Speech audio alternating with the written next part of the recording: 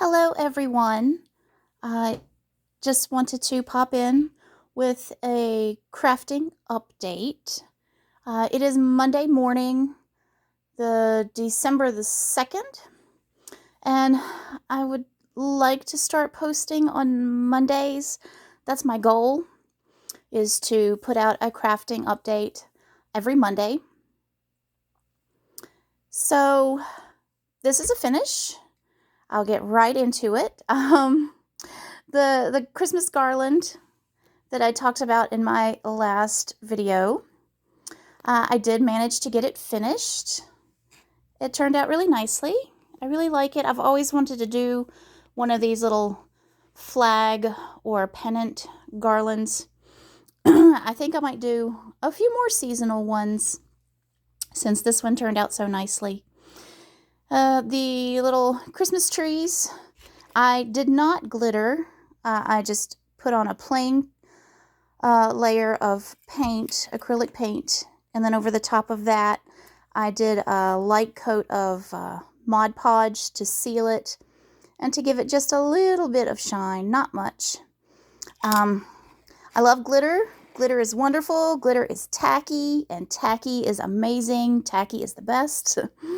But not for this project. I decided to leave them plain.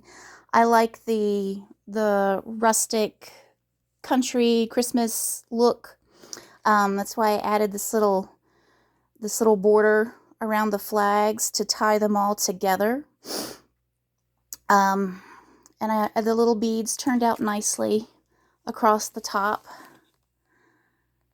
So yeah, and I just tied the Christmas trees on and left a little string hanging out the top. It adds to the little rustic look of the piece. So yeah, I'm really happy with it. I like how that turned out. And it's a finish. See, there it goes. Another finish that I did over this past week since I posted last. This was actually unexpected. I made a little Christmas stocking from start to finish. It was a tiny little kit. It was very easy to do. It turned out really nicely. I just put a piece of felt on the back. But you can stuff it. You can stuff the little stocking. The only thing I should do is put a tiny little ribbon here, a little hang ribbon. But as I was doing it, it occurred to me that in the world of cross-stitching, there's a thing to do a Christmas stocking. Like it's on a lot of people's bucket lists to cross-stitch a stocking. And it never really occurred to me that it was on my particular bucket list of things to do. But I was like, well, now that I'm doing it, it's on the list. And technically, it is a stocking. It's a little tiny one, but it is one. So I'm going to count it. I'm going to say that I have done the Christmas stocking cross-stitch project. I really like how it turned out. It's very cute. It's simple, but it's a finish, and it counts as a Christmas stocking. So I really like that.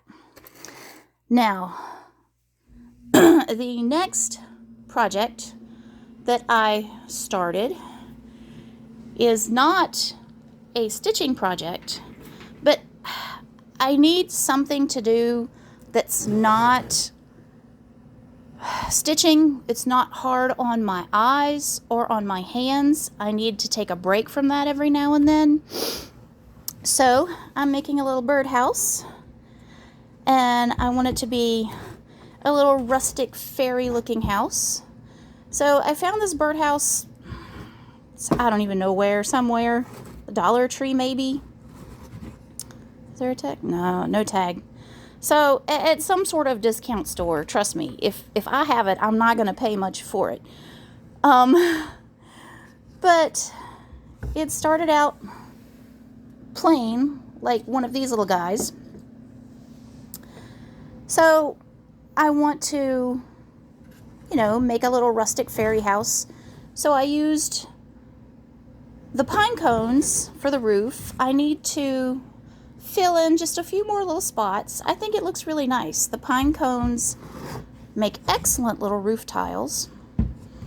And I have all of this stuff. The sticks are just plain old sticks from my yard. I'm going to try to cut them down to make little logs to go across this to make it look like a little log cabin, if I can get that to turn out properly. We'll have to wait and see. But yeah, I got pebbles, moss. The moss came from Walmart because I could not find packages of moss at the Dollar Tree. I got little wooden blocks, a little hay bale, little pumpkins, all kinds of natural materials to use. Little wooden flower pots that are cute. See? Set that right there. Doesn't that look cute? So, I'll be finishing this up between this week and next week. This week is going to be busy. Lots to do. Non-crafty things to get done this week. So this is one project. Now, let's walk over here and do an update on the cross stitches. Here's Rooster. He's coming along nicely. He's turning out to be pretty easy. There's his face. There is some back stitching around the beak and the eye, so that is to come later. I got all of these sections done. Still a tiny little bit left on this section, which is there. And I'm not Xing out the actual pattern. Just the X's are on the page protector, not on the pattern. But that's how I'm keeping up with that. So he's turned out to be pretty easy, and I can actually sit on the couch in front of the TV and work on him and not get incredibly sidetracked, because the pattern is pretty easy to follow. It's not too confetti. So yeah, he's coming along nicely.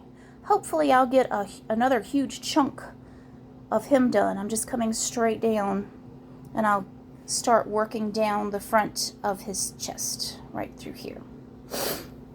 And now, Mermaid.